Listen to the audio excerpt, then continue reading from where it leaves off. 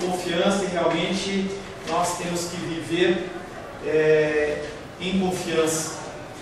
Vivemos tempos difíceis e nós precisamos de confiança. Se a nossa confiança não estiver no Senhor, nós estamos perdidos.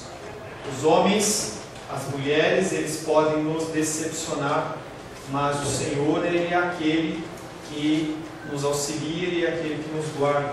Todos os louvores que foram cantados nesta noite têm essa direção: levar você a confiar em Deus. Aleluia. O que Deus está planejando para você vai se cumprir, independente do que o homem entende que ele possa querer atrapalhar. E você tem que confiar nisso, independente de onde você congrega, independente de o que você vive, você tem que crer neste Deus. Eu faço uma repetição do que o meu pastor Jonas falava. Nós não pregamos bandeira, nós não pregamos uma religião, mas nós pregamos Jesus Cristo. Jesus Cristo é o único que pode me salvar, é o único que pode te salvar, é o único que pode enxugar as suas lágrimas. Homem nenhum pode fazer isso. Nós somos muito falhos para achar que nós podemos fazer esse tipo de coisa. Nós não podemos. Por isso nós temos que realmente confiar no Senhor. Semana passada nós meditamos em Colossenses capítulo 2, versos 3 e 4. E nós falamos sobre o valoroso tesouro que é Cristo. Um tesouro que não é aberto para todas as pessoas. Muitas pessoas leem a Bíblia e não conseguem entender. Muitas pessoas procuram entender e não compreendem. Poucos são aqueles que, através da graça, através do amor do Senhor, através do toque do Espírito Santo, têm acesso verdadeiramente a essa palavra.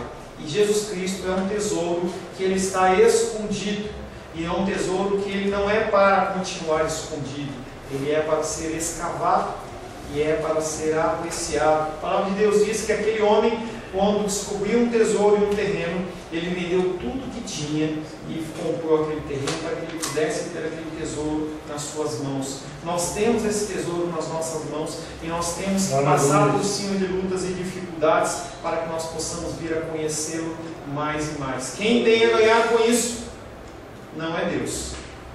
Essa figura de que Deus é um Deus coitadinho, que Ele precisa da minha adoração e da sua adoração, e Ele fica chorando lá no céu porque você não levanta a adoração para Ele. Isso é uma mentira. Volto a repetir aquela frase de caminhão que diz que você sem Deus não é nada. Deus sem você, Ele continua sendo Deus. Essa noite nós vamos meditar em Colossenses capítulo 2, versos 5, 6 e 7.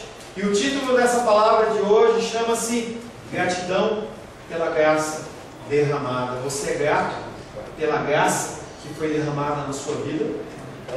Você tem familiares que não andam nos caminhos do Senhor. Você tem familiares que ouvem a palavra e não atendem essa palavra. E você também tem familiares que inclusive não escutam essa palavra. E você foi escolhido graciosamente. E eu pergunto para você: você tem gratidão pela graça que foi derramada sobre a sua vida? Abra a palavra de Deus em Colossenses capítulo 2.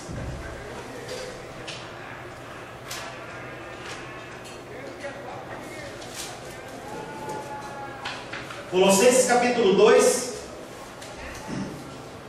Novamente nós vamos ler do verso 1 ao verso 23. Não se canse de ler a palavra de Deus. Ela sempre tem um recado diferente para você. Colossenses capítulo 2, verso 1 em diante, assim diz a palavra do Senhor: Gostaria, pois, que soubesseis quão grande luta venho mantendo por vós, pelos laodicenses e por quantos não me viram face a face, para que o coração deles seja confortado e vinculado juntamente em amor, e eles tenham toda a riqueza da forte convicção do entendimento, para compreenderem plenamente o mistério de Deus, Cristo, em quem todos os tesouros da sabedoria e do conhecimento estão ocultos. Assim digo, para que ninguém vos engane com raciocínios falazes. Pois embora ausente quanto ao corpo, contudo em espírito eu estou convosco, alegrando e verificando a vossa boa ordem e a firmeza da vossa fé em Cristo. Ora, como recebestes Cristo Jesus, o Senhor, assim andai nele radicados e edificados e confirmados na fé, tal como fostes instruídos, crescendo em ações de graças. Cuidado que ninguém vos venha enredar com sua filosofia e vãs sutilezas, conforme a tradição dos homens, conforme os rudimentos do mundo, e não segundo Cristo. Porquanto nele habita corporalmente toda a plenitude da divindade, também nele estáis aperfeiçoados. Ele é o cabeça de todo o principado e potestade. Nele também fostes circuncidados, não por intermédio de mãos, mas no despojamento do corpo da carne, que é a circuncisão de Cristo, tendo sido sepultados juntamente com ele no batismo, no qual igualmente fostes ressuscitados mediante a fé no poder de Deus, que o ressuscitou dentre os mortos.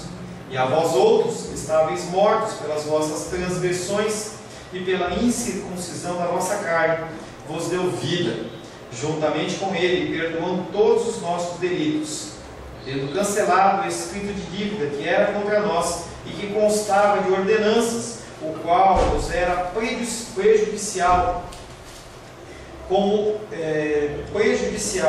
removeu inteiramente, encravando-o na cruz, e despojando os principados e as potestades, publicamente os expôs ao desprezo, triunfando deles na cruz. Ninguém, pois, vos julgue por causa de comida e bebida, ou de dia de festa, ou lua nova, ou inclusive sábados. E ouviu, irmão Cláudio? Ninguém, ou inclusive sábados, porque tudo isso tem sido sombra das coisas, que haviam de vir, porém o corpo é de Cristo. Ninguém se faça árbitro contra vós outros, pretextando humildade e culto dos anjos, baseando-se em visões, enfatuados sem motivo algum na sua mente carnal, e não retendo a cabeça, da qual todo o corpo, suprido e bem vinculado por suas juntas e ligamentos, cresce o crescimento que procede de Deus. Se morrestes com Cristo para os rudimentos do mundo, porque se como vivesseis no mundo, vos sujeitais a ordenanças, não manuseieis isto, não proves aquilo, não toques aquilo outro, segundo os preceitos e doutrinas dos homens, pois todas essas coisas com o uso se destroem. Tais coisas com efeito têm aparência de sabedoria, como o culto de si mesmo e de falsa humildade e de rigor ascético, todavia não tem valor algum contra a sensualidade. Senhor, em nome de Jesus nós lemos a Tua palavra que é viva, a Tua palavra que é eficaz, a Tua palavra que nos traz a direção. Nós nos submetemos à Tua palavra, nós nos submetemos aos Teus ensinamentos, nós nos submetemos aos Teus mandamentos, carecemos da direção do Teu Espírito Santo. Pedimos que o Senhor nos oriente nesta noite. Eu, Pai querido, especialmente, peço ao Senhor, Pai querido, que o Teu Espírito Santo não permita que eu venha falar nada no meu coração, Pai. Eu dependo do Senhor, dependo do Teu Espírito. Se o Teu Espírito não for comigo, Pai querido, não me faça começar, Pai querido, a falar, Deus. Porque sem Ti, Pai, nada eu posso fazer. Eu não tenho nenhum conhecimento, nada que venha a edificar os meus irmãos e as minhas irmãs. Mas eu creio que o Senhor tem um recado santo do Teu coração. Por isso eu peço, Pai querido, que os corações, Pai, independente da minha falibilidade, independente das minhas dificuldades, que o Senhor possa, Pai querido, transmitir um recado santo ao coração dos Teus filhos, porque o que nós lemos é palavra do Senhor. Amém? Amém. Glórias a Deus.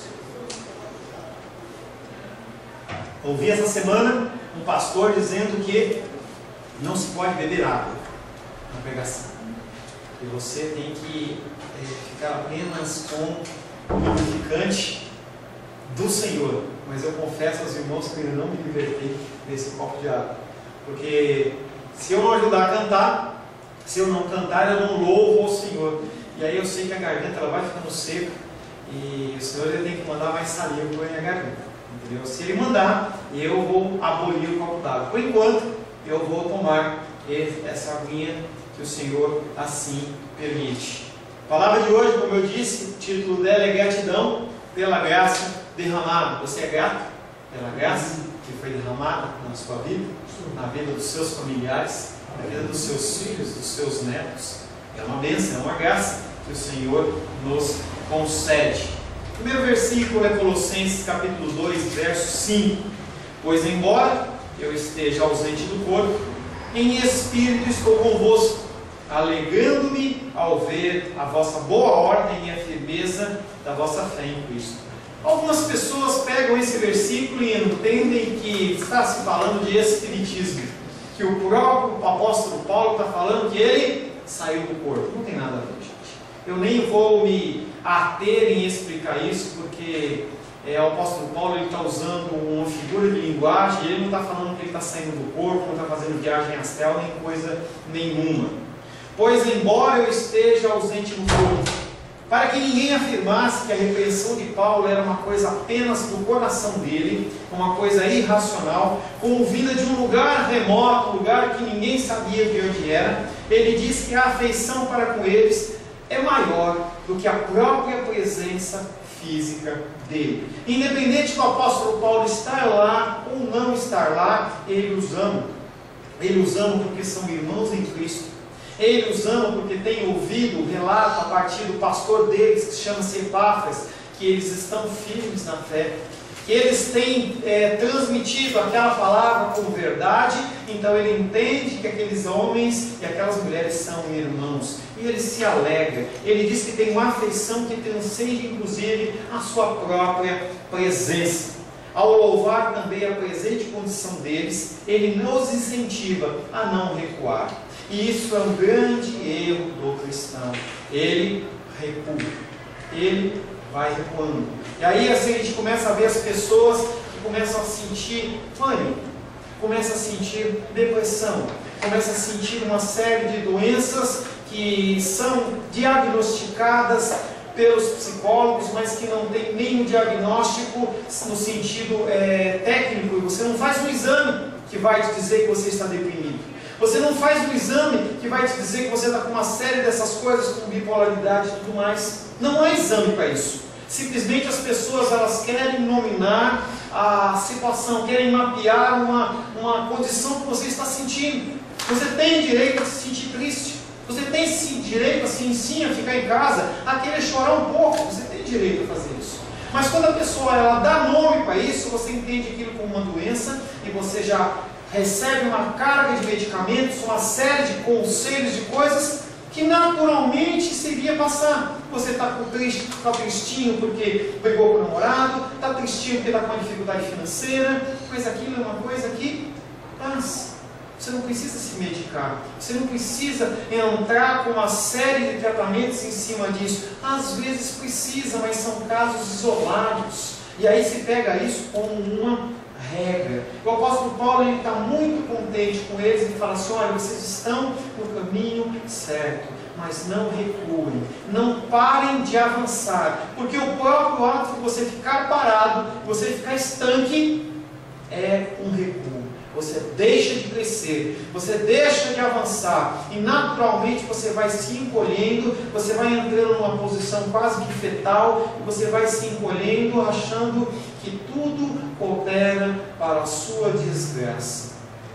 Tem um ditado que não é bíblico, muitos acham que é, mas não é bíblico: cabeça vazia, oficina de Satanás. Quando você não tem coisas para fazer, quando você apenas fica se preocupando, você fica naquela introspecção, você fica doente.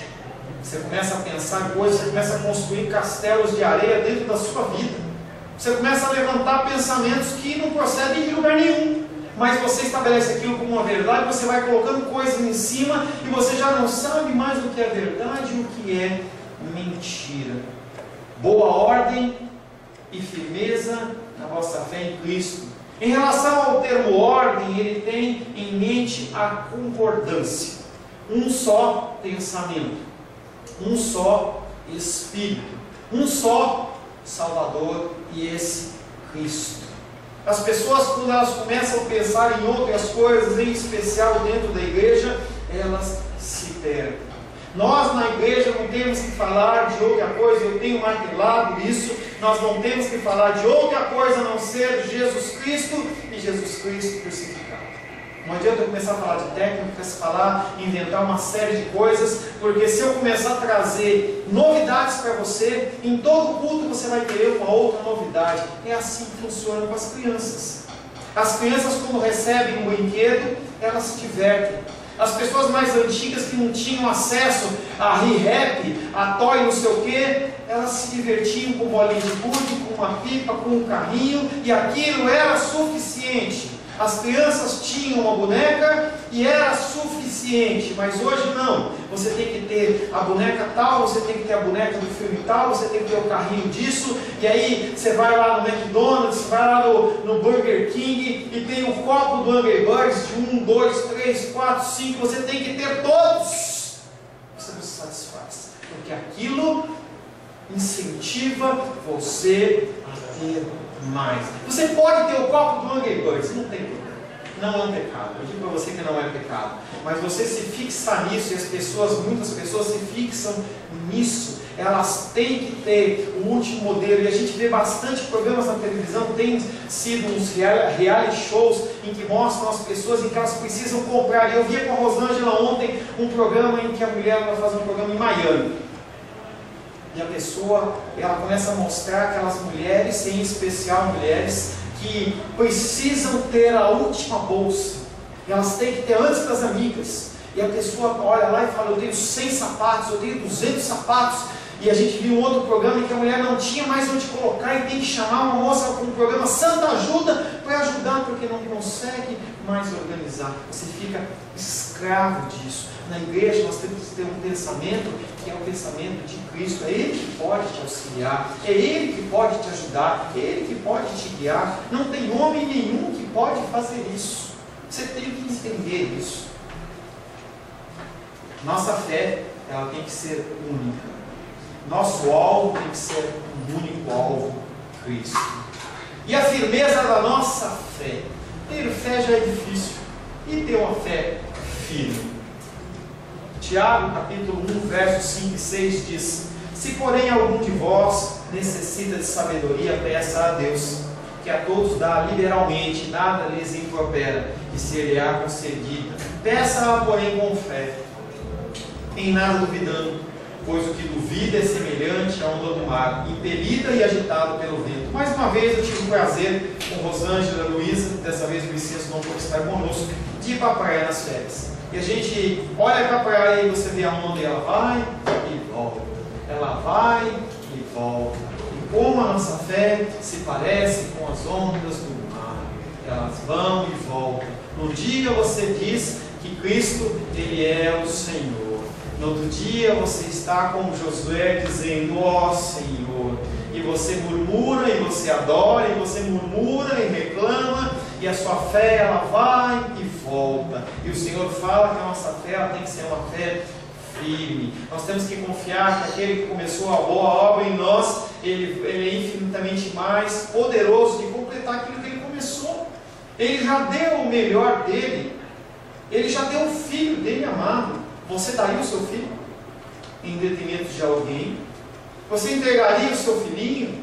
A Luísa e o João eles estão sem a Sofia há uma semana, já tem mais 2 semanas, e eles estão lá choramingando, e as fotos no Face ficam pipocando lá, e eles falam, ai que saudade da minha filhinha, mas Deus ele entregou o seu filho por um bando de pecadores miseráveis, na qual eu e vocês nos incluímos, mal agradecidos, que não confiam nele, apesar de ele ter entregue o seu bem mais precioso.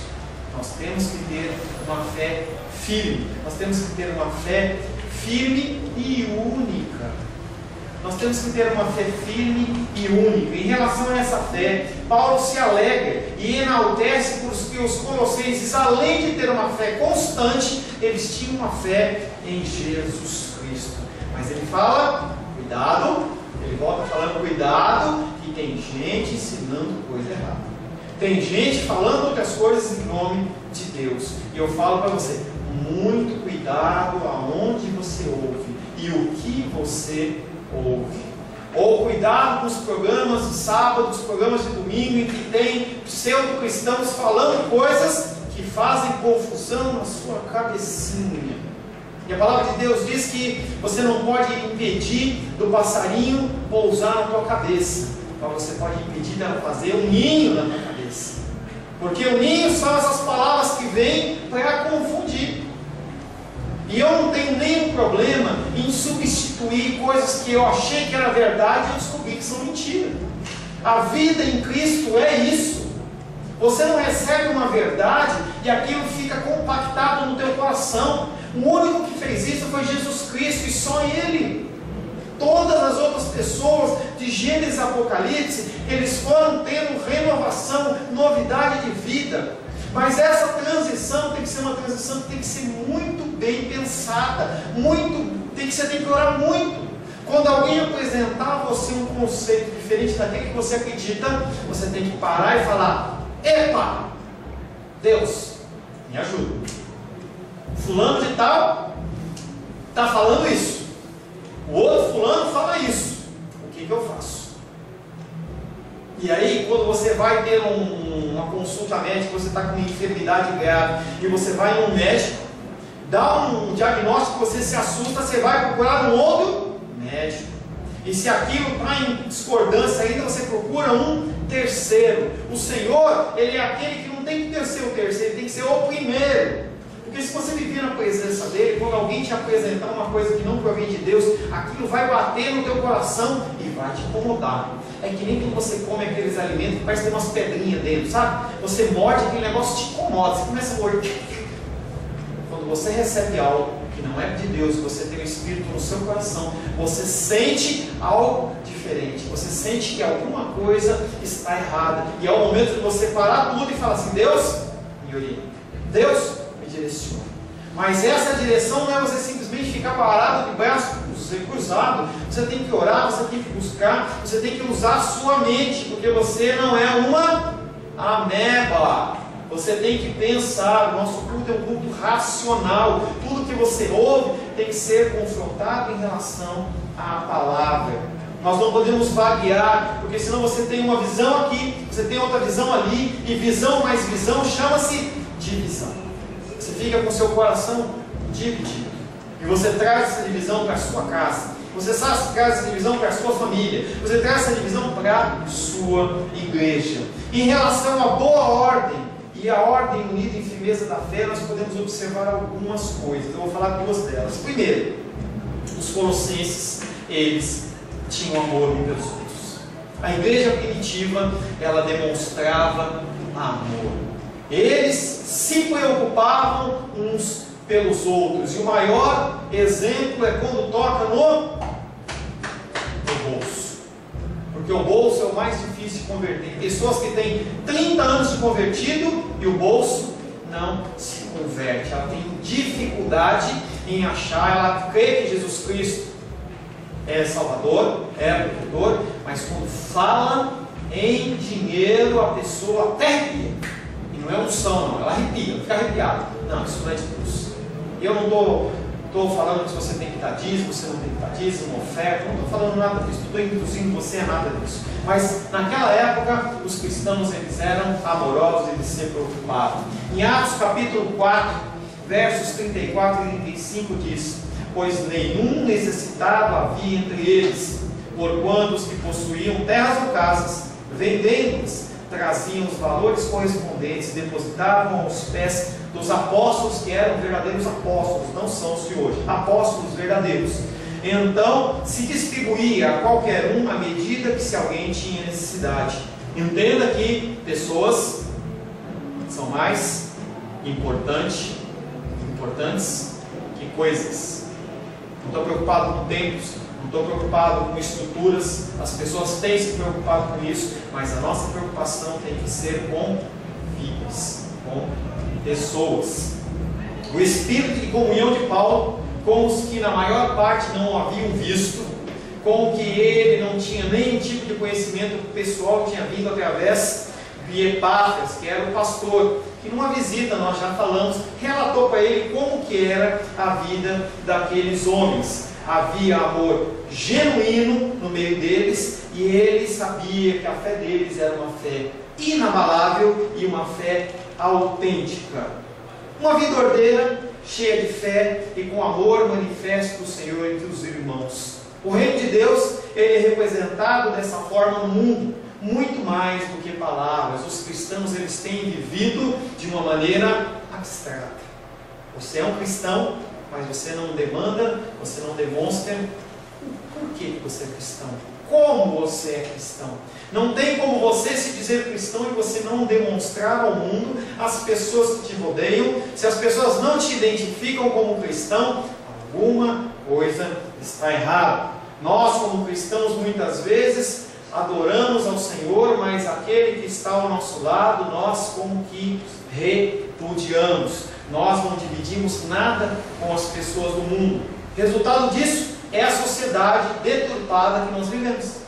Se você acha que a sociedade está do jeito que está, é por causa da Dilma, é por causa do Aécio, é por causa de quem quer que seja, político, ministro, você está enganado.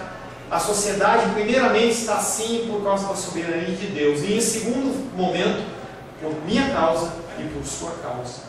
12 homens fizeram a diferença no cristianismo primitivo e alcançaram centenas, milhares de pessoas. E você, que se diz cristão, o que você tem feito? Além de reclamar, além de achar ruim, além de reclamar que tem carne no teu prato e não tem frango, reclamar que tem frango e não tem carne, reclamar que tem arroz branco, mas não tem integral, reclamar que tem arroz integral, mas não tem arroz branco. Que dilema, que tristeza que nós vivemos, não é mesmo? Se você virar a esquina, você vê pessoas revolvendo lixo, comendo restos. Como é difícil a gente se dizer cristão pelo que nós transparecemos. Na verdade, nós não fazemos isso. Através dos nossos testemunhos, nós temos que alcançar vidas e mudar a sociedade. Essa semana teve um acontecimento muito triste. Algumas pessoas que estavam na oração ficaram sabendo, outras ainda não sabem. Tem um amigo nosso, um irmão em Cristo da ICP, o William, que congrega lá em Ceilândia, em Samambaia, com o pastor Jocílio. Ele é noivo da Bruna Bugana, que era da ICP, já foi namorada do Vicente.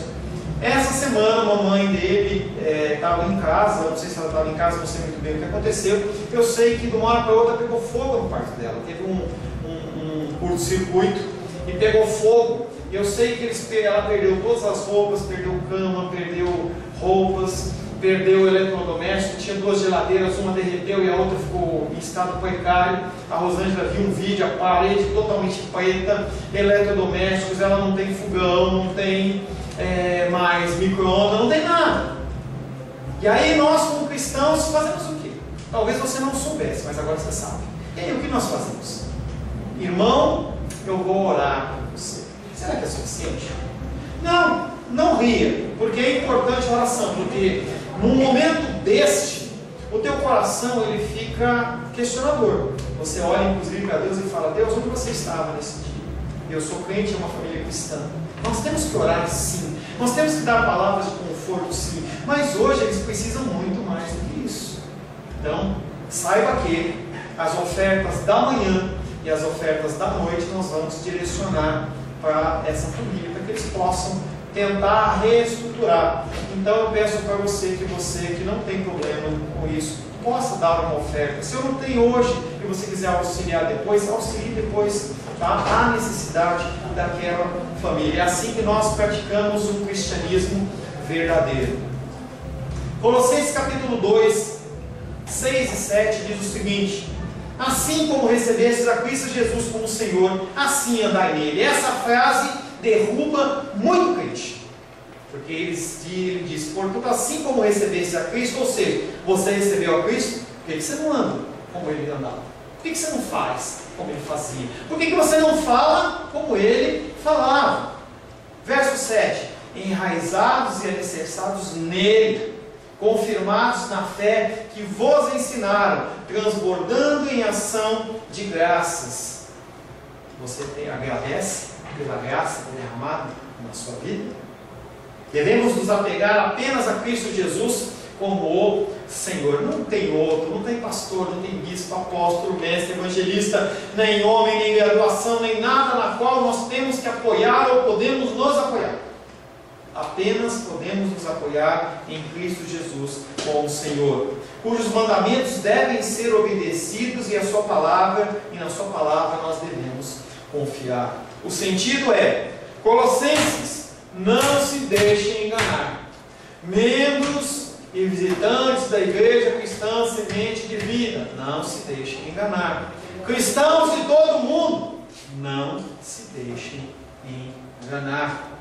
Que a vida de vocês, seu caminhar, sua conduta, seu respirar, seu transpirar, seu cheiro, seus olhos, sua boca, os seus ouvidos, eles reflitam apenas a Cristo Jesus.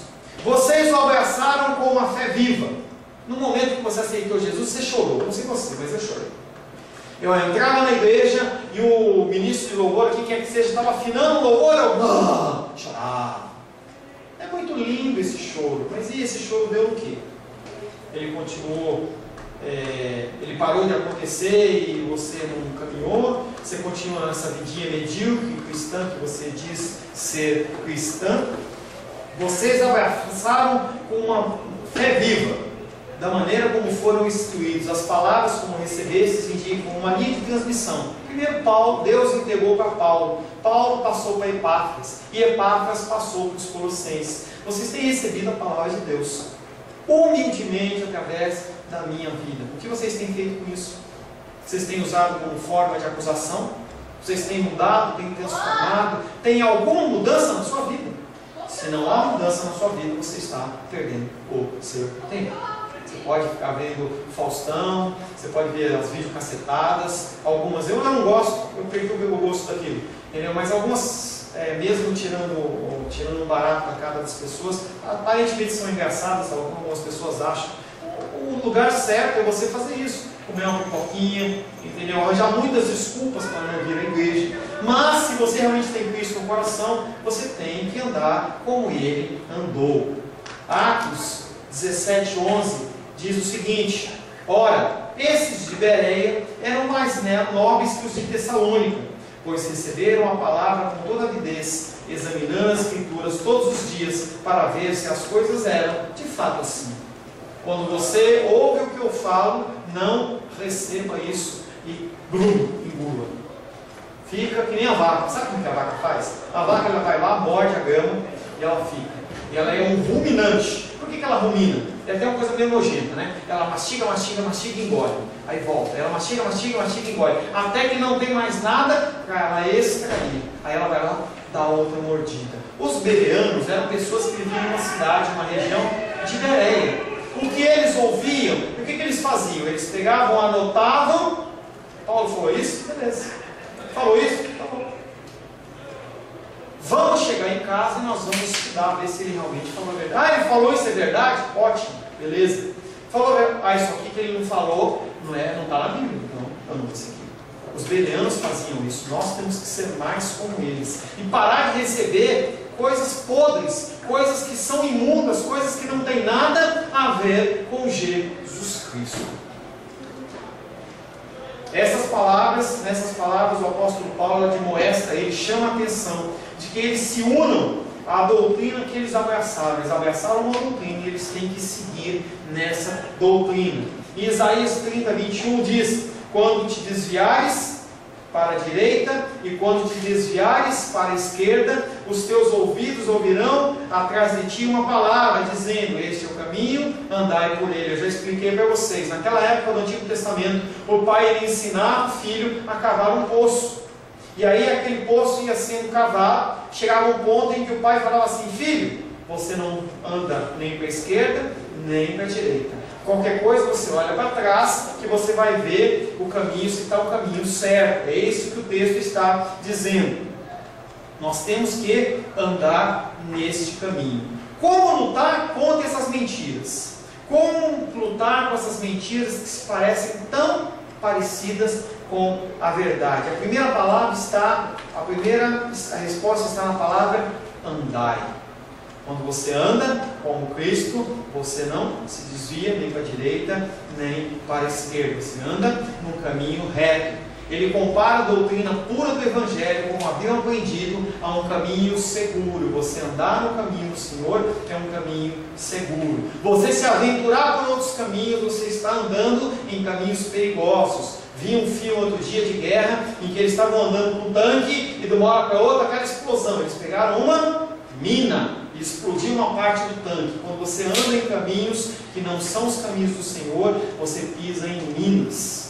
E você se machuca. E você machuca a tua família. E você machuca os seus amigos.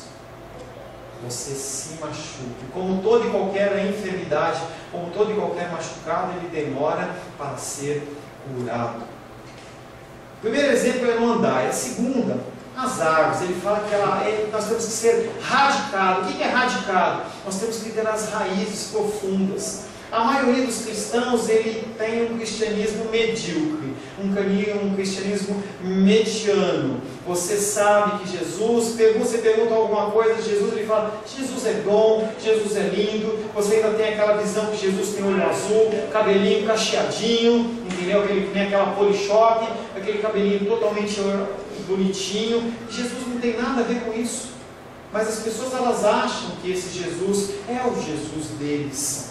Nós temos que enterrar as nossas raízes nesse solo profundo que é a palavra, que é a verdade, e assim nós vamos sendo edificados. Efésios capítulo 4, verso 14 diz, para que não mais sejamos como meninos, agitados de um lado para o outro, e levados ao redor por todo o vento de doutrina, pela artimanha dos homens e pela astúcia dos que conduzem ao erro. Os homens, não é porque tem um título de pastor, evangelista, mestre, bispo, apóstolo, raio que o parta, ele é de Deus. Ele pode estar na frente de uma igreja, ele simplesmente quer tirar o seu dinheiro, ele simplesmente quer aproveitar de você. E se você não é uma pessoa que conhece a verdade, ele te induz ao erro. Porque o meu coração e o seu coração é um coração que deseja as coisas do mundo. E quando a pessoa apresenta com uma pseudo-capa de santidade, você recebe aquilo como um prato muito bem ornado, que aquilo você vai se saciar. Mas aquilo está contaminado por uma série de sujeiras, uma série de coisas, e aquilo te leva ao engano, te leva ao erro. A estabilidade dos que confiam em Cristo não pode ser movida. Se você confia no Senhor, nada abala a você. Você pode ter momentos de tristeza, sim, momentos de dificuldade, momentos em que você acha que tudo vai acabar, mas naquele momento o Senhor te resgata. Você sempre tem a confiança. Devemos fazer o progresso em Cristo até que tenhamos lançado raízes nele. Não é na igreja, não é no pastor, não é no líder, não é em nada, é nele, é na palavra dele. Ele é o único solo que você pode afundar as suas raízes. Paulo mostra agora que, havendo então sido firmemente implantados em Cristo, como a infinita e toda suficiente fonte de salvação, plena e graciosa, e assim continuando, nos beneficiamos constantemente de cada oportunidade de sermos elevados a cada vez níveis mais altos. Conforme você vai caminhando em Cristo, você vai crescendo em Cristo, você vai tendo novas experiências com o Senhor, você vai ouvindo e entendendo mais a palavra, você vai cada vez mais alinhando o seu caminho no caminho do Senhor, porque não é o contrário. E as pessoas têm criado Jesus de todas as formas para que os caminhos deles sejam encaixados naquele caminho de Jesus. Não, você que tem que se encaixar no caminho de Jesus, não que caminhos têm que ser criados. As pessoas, mas eu gosto do rock, então vamos fazer uma igreja de rock. Eu gosto do surf, eu vou fazer uma igreja do surf. Eu gosto da igreja do skate, então vou fazer uma igreja de skate. Eu gosto de axé, eu gosto de forró, eu gosto disso, eu gosto daquilo. E as pessoas, elas vão inovando e vai cada vez mais se distanciando. A palavra de Deus diz que as portas largas, elas levam ao inferno. A porta que vai te levar para a salvação, uma porta que talvez você tenha que passar de ladinho, porque você não cabe, é muito apertada, é uma coisa que não é fácil de você passar, porque você demanda de você abrir mão de sentimentos, você abrir mão de vontades suas. E o lugar que você vai, em que tudo você pode fazer, algo está errado. Porque a Bíblia não ensina isso. E aí você vai ser enganado, vai ser enganado, vai ser enganado. Tem coisas que você pode fazer e tem coisas que você não pode fazer. Tem coisas que você pode assistir e tem coisas que não pode assistir. Tem coisas que você deve ouvir e tem coisas que você não deve ouvir. Não se exponha a essas coisas. Você não tem esse coração tão forte assim. Você vai caindo, você vai achando que aquilo está certo e você vai entrando no engano. Você é grato pela graça derramada na sua vida. Há uns, me corrija, Rosângela, se eu estiver errado. Há uns 5 meses atrás, 6 meses atrás, a gente estava numa reunião de mulheres e a Naldinha trouxe esse versículo. Que darei ao Senhor por todos os seus benefícios para comigo? E esse versículo ele ficou martelando na minha cabeça.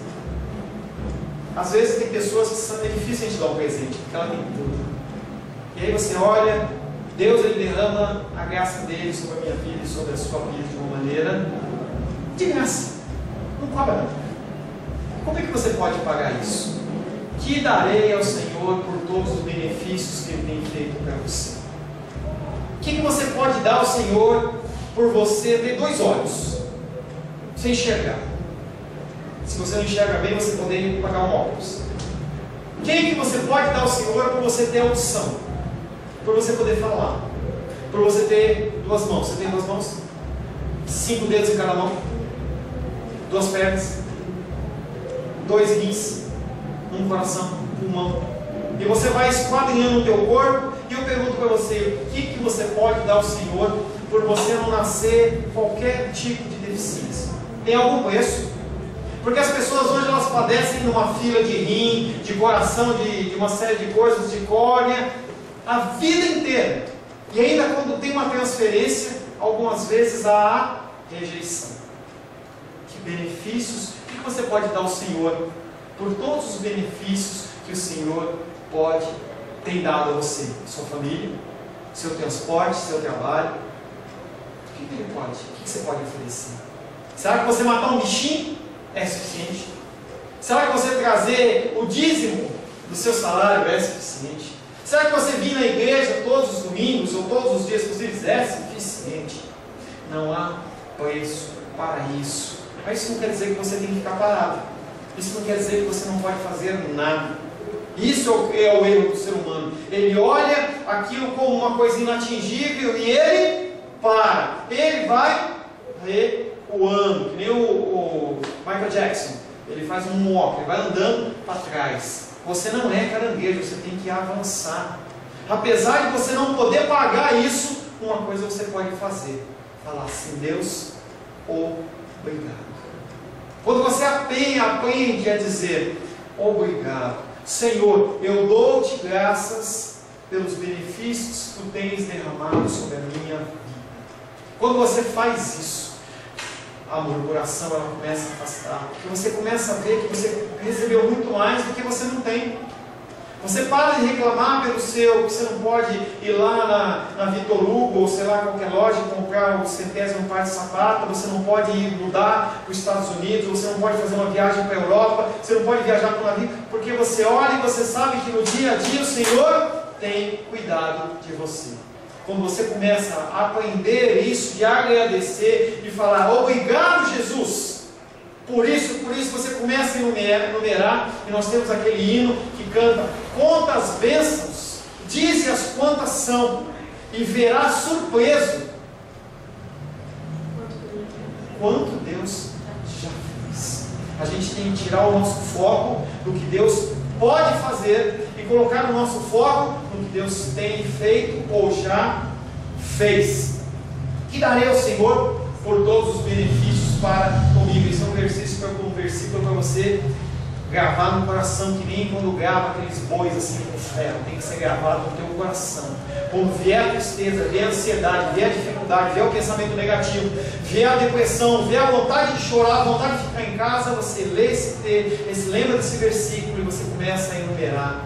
Gente, eu tenho comida na mesa, eu faço parte, vou chutar uma porcentagem, vai, Eu faço parte de 5% da população mundial que está em torno de 6, 7, 8 bilhões e que pode ter refeições na mesa. Será que isso não é motivo suficiente para eu ficar contente, dar um sorriso para o Senhor e agradecer? Parar de reclamar? Romanos 15, 13 diz: "E o Deus da esperança vos encha de todo gozo e paz no vosso crer, para que sejais ricos." Não é de dinheiro, gente, é de esperança. Ricos de esperança no poder do Espírito Santo. 1 Tessalonicenses 3, 11 e 12 diz: "Ora, o nosso mesmo Deus e Pai e Jesus, nosso Senhor, dirijam-nos o caminho até vós, e o Senhor vos faça crescer." Crescer de que jeito? Em altura, em estatura, em largura. Vos faça crescer no amor com os outros, para com todos, como também para convosco. Amor, gratidão é a receita desta semana para você. Feche seus olhos.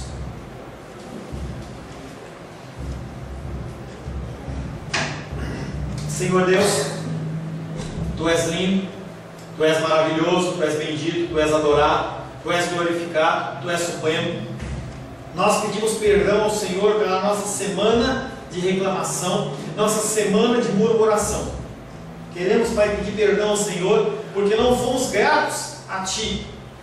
Senhor, nós nos prostramos diante da Sua majestade, admitimos os nossos pecados, oramos para que o Senhor nos torne cada vez mais cientes desses pecados, que sejamos constrangidos em nossa consciência, a fim de odiarmos o nosso pecado e abraçar a misericórdia do Senhor.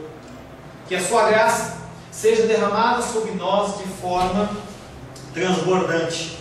Que a Sua mão nos ajude e sustente em nossas fraquezas, até que sejamos levados à santa perfeição no reino dos céus, o qual foi comprado pelo sangue do Cordeiro, nosso Senhor Jesus Cristo.